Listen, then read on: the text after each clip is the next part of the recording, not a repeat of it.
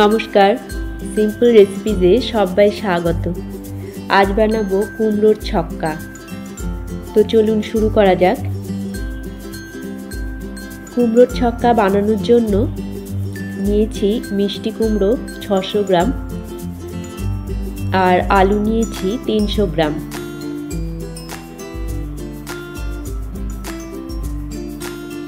একটা মিডিয়াম সাইজের নারকেল অর্ধেকটা কুড়ে নিয়েছি।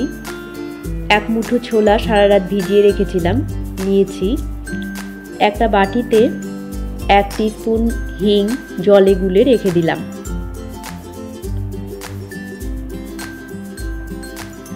অন্য আর একটা বাটিতে 1 টেবিল স্পুন হলুদ গুঁড়ো আর 2 টিস্পুন লাল লঙ্কার গুঁড়ো দিয়ে দিলাম। একটু জলে গুলে রেখে দেব।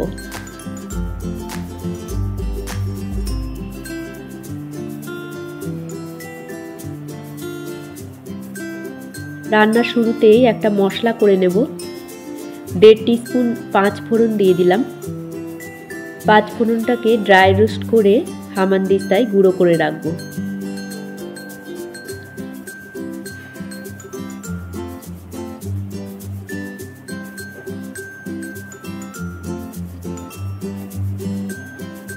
গুঁড়ো করে নিয়েছি।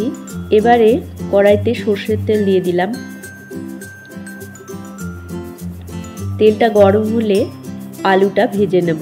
একটু লবণ আর একটু হলুদ দিয়ে দিলাম।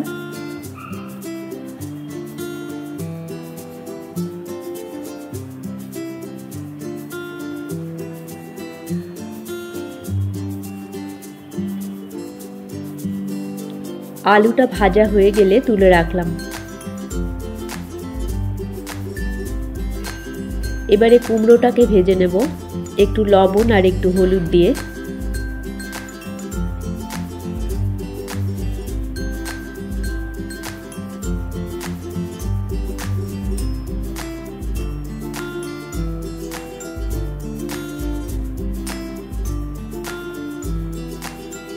ভাজা হয়ে গেলে তুলে রাখলাম।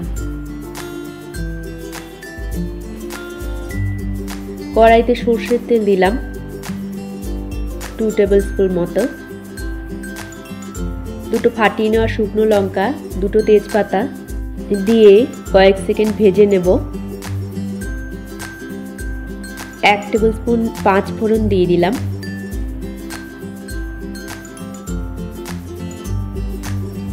ভেজে নেব। ফোড়নের সুগন্ধ বেরোলে যে হিংটা জলে গুলে রেখেছিলাম ওটা দিয়ে দেব।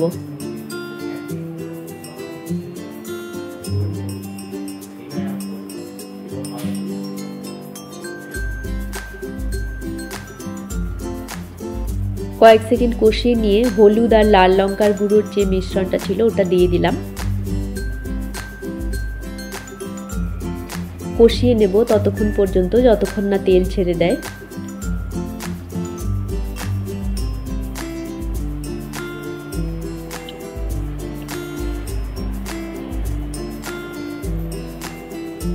যে নারকেলটা আমি কুড়ে রেখেছিলাম তার অর্ধেকটা দিয়ে দিলাম।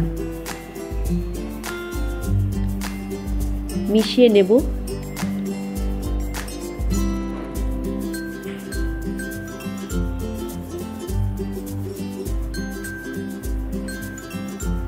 মেশানো হয়ে গেলে ভেজে রাখা আলুটা দিয়ে দিলাম। মিনিট 3-4 আলুটাকে কষিয়ে নেব।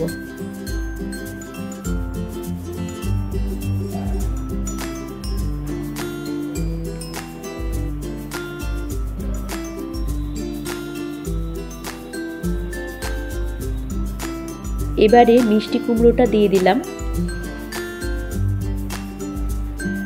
মিনিট খানেক কষিয়ে নেব।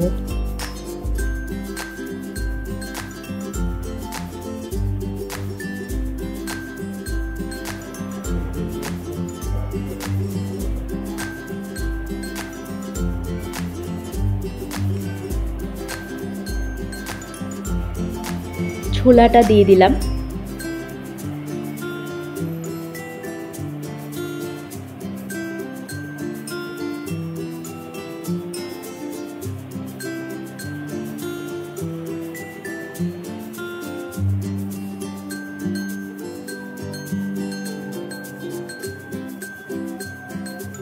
মিশিয়ে নিয়ে 1 কাপ গরম জল দিয়ে দিলাম।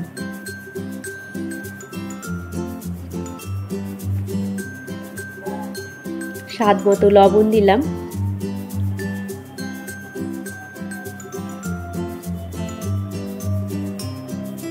ঢাকা দিয়ে 2 মিনিট ফুটতে দেব। কুমড়ো আর আলু দুটোই সেদ্ধ হয়ে গেছে আমাদের 2 মিনিট পর। ঢাকা খুলে এবারে যে 5 ফোড়নের মশলাটা আমি করে রেখেছিলাম গুঁড়ো করে, ওটা দিয়ে দিলাম। 3 টেবিল স্পুন চিনি দিয়ে দিলাম, 1 টিস্পুন গরম মশলা গুঁড়ো আর 1 টেবিল স্পুন ঘি দিয়ে দিলাম। সব কিছু ভালো করে মিশিয়ে নেব।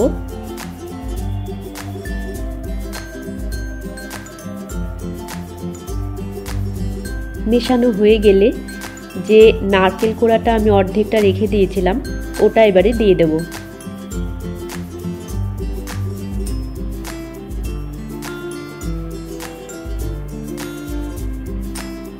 মিশিয়ে নেব। গ্যাসটা অফ করে দেব। তৈরি হয়ে গেল আমাদের কুমড়োর ছক্কা। ঢাকা দিয়ে 5 মিনিট স্ট্যান্ডিং টাইমে রেখে দেব। ঢাকা খুলে সার্ভ করব লুচির সাথে। রেসিপি ভালো লাগলে আপনারাও এইভাবে বাড়িতে বানিয়ে দেখতে পারেন। আশা করি আপনাদেরও ভালো লাগবে। সবাইকে ভালো থাকার শুভেচ্ছা জানিয়ে আজকের মতো শেষ করছি। দেখা হচ্ছে পরবর্তী পর্বে। ধন্যবাদ।